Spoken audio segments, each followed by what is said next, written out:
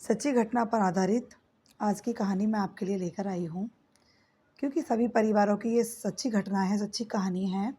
सभी में चलता रहता है, लेकिन इस पिता ने जो किया, ऐसे डिसीज़न 2-4 माता-पिता को लेने पड़ेंगे, तब जाकर ही कुछ होगा। होता क्या है कि बेटे को पढ़ा-लिखा कर काबिल तो वो नहीं बन पाता, क्योंकि इकलौता होता है, लाड़-प्यार में बहुत ज़्यादा वो बिगड़ जाता है। इतना भी नहीं कमा पाता कि अपने परिवार का गुज़ारा भी अच्छे से कर चले। लेकिन होता क्या है कि आजकल की लड़कियां भी एडजस्ट करना नहीं चाहती हैं।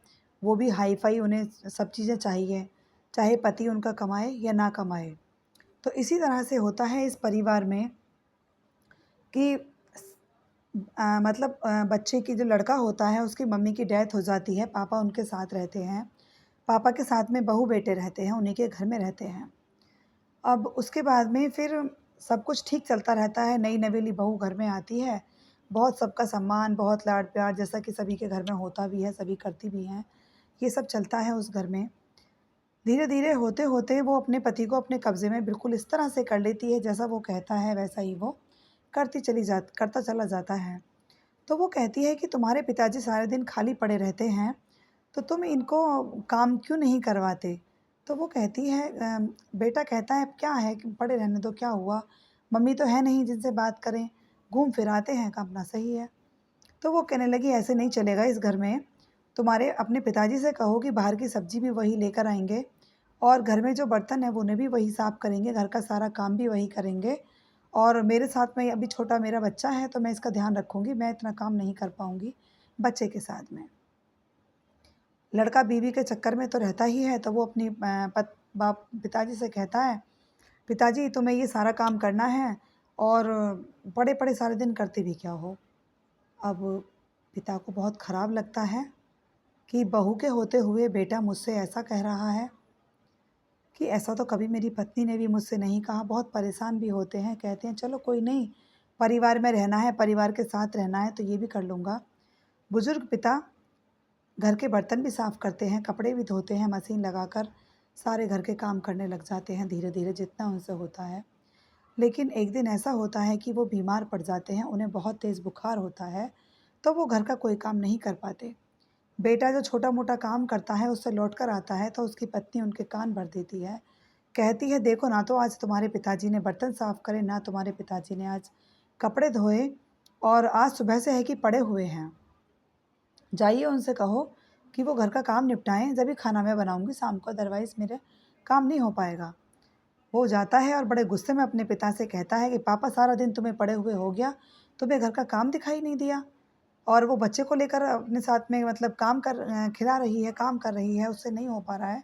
ना आज आपने बर्तन साफ़ करे, ना आज आपने झाड़ू-पोछा किया, कोई भी काम नहीं किया। तो वो कहता है, "बेटा जिसने तुमसे ये कहा है कि मैंने कोई काम नहीं किया, क्या उसने तुम्हें ये नहीं बताया कि मेरी तबीयत ठीक नहीं है? आज सुबह से मैंने एक घूँट पानी नहीं पिया, मैं बहुत बीमार हूँ।"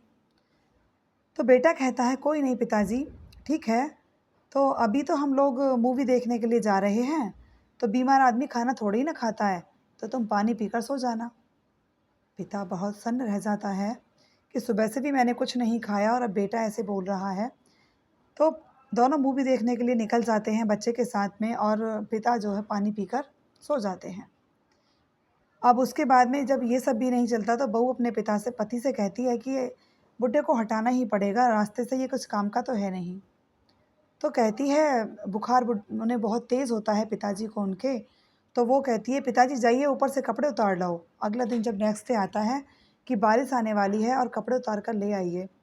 वो कहते हैं कि बेटा तुम जवान हो, तुम जल्दी उतार कर ले आओगी, मैं पहुँचूँगा देर लगेगी, तो कपड़े गीले हो जाएँगे। कहती है नहीं पिताजी ये आपको ही लेकर आने हैं, आप ही लेकर आइए। अब पिताजी चले जाते हैं और जैसे वो कपड़े उतार रहे होते हैं, बहू उन्हें ऊपर से धक्का दे देती है। लेकिन जिसकी मौत नहीं आई उसे कोई नहीं मार सकता। जब वो छत से नीचे गिरते हैं तो बारिश के कारण बहुत ज़्यादा कीचड़ हुई रहती है और वो उसमें कीचड़ में गिर जाते हैं तो चोट भी बहुत ज़्यादा नहीं आती है। लेकिन वो फिर वहाँ से चले जाते हैं। कहते हैं कि मुझे ऐसे बेटा बहू के साथ रहना ही नहीं है और अकेला इंसान परेशान होके वहाँ से निकल कर चला जाता है। जाने के बाद में वो स्टेशन पर बैठे रो रहे होते हैं, तभी उनके पास में कोई छोटा-मोटा मेरे जैसा यूट्यूबर आता है और आकर कहता है कि आप रो क्यों रहे हैं, क्या हुआ? तो वो अपनी कहानी बताने लग जाते हैं, तो वो जो यूट्यूबर उनकी स्टोरी को बना लेता है और बनाकर उसको अपनी सोशल मीडिया पर डाल देता है। डालने के बाद में फिर वो बहुत ज़्यादा पॉपुलर हो जाते हैं। पॉपुलर हो जाते हैं, बेटा-बहू को पता नहीं चलता क्योंकि उनकी चिक-चिक, पिक-पिक की लाइफ़ थी। थोड़ा बहुत कमाता था, थोड़ा बहुत कर्ज़ा करके अपने घर को चला रहा था। तभी उनके यहाँ पर एक मतलब होटल होता है जिसका ऑर्गेनाइज़ होना था, उसको मतलब नया होटल बना है, उसमें रिबन काटने के लिए उसके पिता को ही बुलाया जाता है। तो बहुत भीड़ होती है, तो वो टीवी पर लाइव चल रहे होते हैं।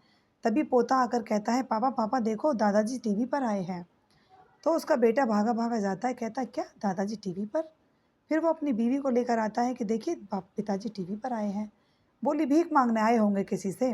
क्या हुआ छोड़ो।" तभी लाइट चली जाती है और टीवी बंद हो जाता है। लेकिन बेटा फिर भी वहाँ जाता है, जाने के बाद में वो देखता है कि उसके पिताजी को एज़ ए गेस्ट रिबन काटने के लिए बुलाया जाता है क्योंकि होटल का ऑर्गेनाइज़ होना था, तो वो फिर उसके बाद में वहाँ से चला आता है। आकर कहता है, "पापा तो बहुत फ़ेमस हो गए हैं। मैं सब लोग कह रहे थे कि कोई फ़ेमस यूट्यूबर आए हैं, उनसे हमें अपना रिबन कटवाना है और उनके साथ हमें बात करनी है।" बहुत अच्छी मोटिवेशनल स्टोरी वो सुनाते हैं। तो उसकी वो कहता है, "अब तो हमारी लॉटरी लग गई, इकलौता बेटा हूँ, पापा इतना पैसा लेकर कहाँ जाएँगे? तो क्यों ना मैं उनके पास जाकर सॉरी माफ़ी माँग लूँगा, पापा मुझे माफ़ कर देंगे।" बीवी कहती है, "कोशिश करके देख लो, वैसे मुझे नहीं लगता। हाँ, जैसा भी लोग हमने उनके साथ किया है।" फिर भी वो कहता है, "अरे नहीं, कहाँ लेकर जाएँगे इतने पैसे को?" और वो चला जा